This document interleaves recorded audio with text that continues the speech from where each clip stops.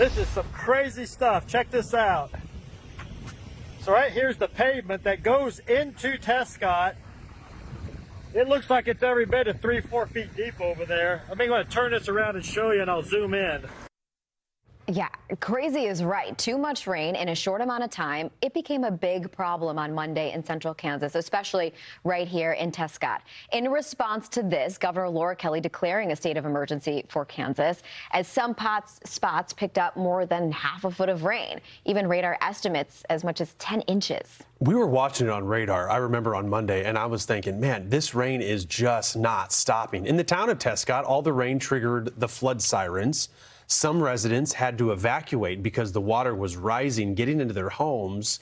Those that stayed, well, they had to deal with this. Look at this. The town of Tescott, only about 300 people call it home, so you can imagine how this flooding certainly was and has been the talk of town this week. And the video you see here, this was recorded by Courtenay Van Doren. Courtney and Jeremy joining us now here on Weather Command. So appreciate you guys sending in that video. I mean, how frustrating and how scary, right, to see some of the roads that became inundated with that heavy rain. But I want to start, you are okay. Your two daughters, we are told, are also okay.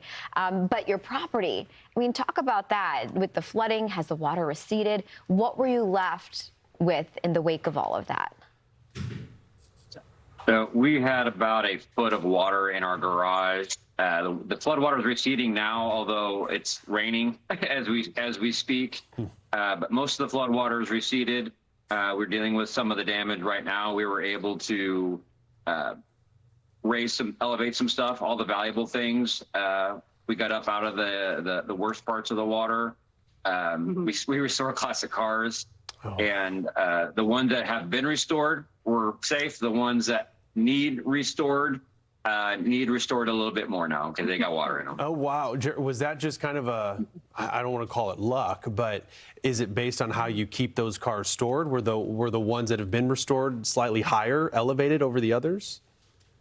No, I took the jack out and put them up on stands. A little bit of luck. I was driving one home from work. And the water came up so fast that I wasn't able to get into town, and so I had to park up on the highway and catch a ride into town. And if I had been able to drive in, that car probably would have been flooded. Yeah. So you always think back to, okay, if this had happened, wow, it would have been so much worse. And looking at the timing of it too, and I believe a lot of this was unfolding. Stephen and I were on air on Monday morning when those flood warnings went out in this area, because the timing was for Monday early, right? I mean, how did that disrupt the day for your daughters that go to school? We also heard the school was impacted with the flooding. Yeah, it was raining when we woke up. And he went to work and he was like, it'll be all right. And it just didn't stop. I mean, hours passed and it was just pouring. It didn't slow down until probably 3 or 4 p.m. I mean, it just poured. I've never seen anything like it. So. And Courtney, Jeremiah, has Tescott been home your whole lives? I'm wondering just the nature of this flooding. Has this happened before? I grew up here.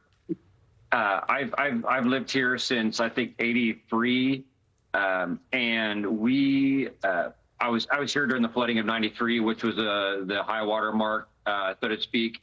And I think this is probably worse. It's different flood. Tescott is largely in a floodplain, so we are somewhat used to flooding. But I've never seen anything quite like this because it came in so fast. Every flood is a little bit different, and this one was very, very different. I mean, as fast as it comes in, it can move out. In terms of your daughter's school, because there was thought that maybe they would join us today if school was closed, but they were able to actually get back in, right?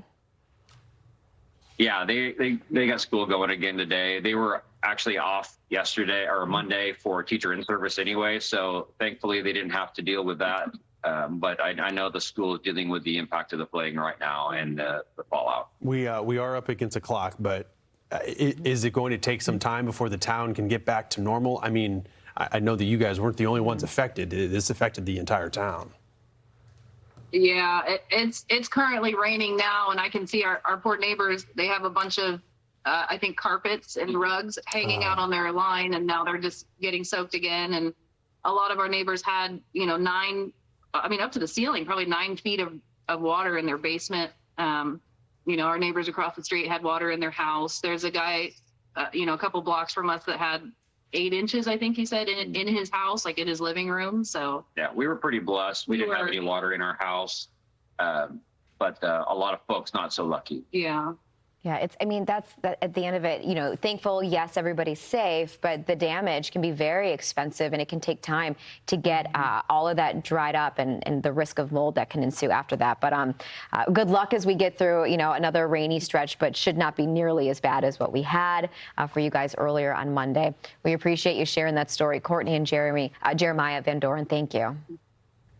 Thank you. All right, best of luck to you guys.